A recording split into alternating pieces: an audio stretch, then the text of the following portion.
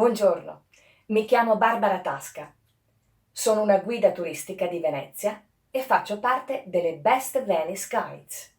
In questi giorni io resto a casa, come tutti, ma al tempo stesso penso che tra le bellezze di Venezia vorrei portarvi a visitare Ca' Centani.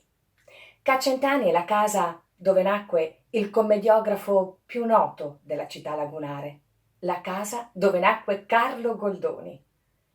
Situato ai piedi di un ponte, nel sestiere di San Polo, si tratta di uno dei musei più piccoli di Venezia, ma è un vero gioiello, per me un posto del cuore, ricchissimo di curiosità e di dettagli che sono certa vi divertiranno e persino vi stupiranno.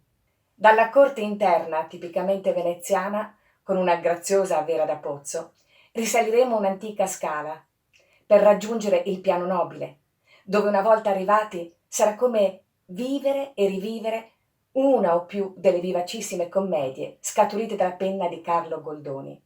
Saremo un po' tutti protagonisti e, ne son certa, ci stupiremo tutti, adulti e bambini, di fronte ad un prezioso teatrino delle marionette.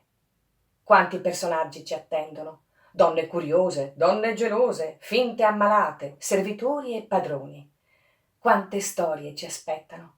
Sarà come fare un salto nel tempo, nel Settecento, nella società veneziana che visse quel periodo, quel secolo.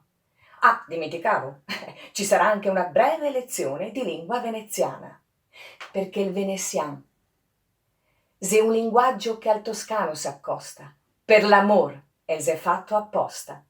Una piccola citazione da La bottega del caffè di Carlo Goldoni. Vi aspetto, non mancate.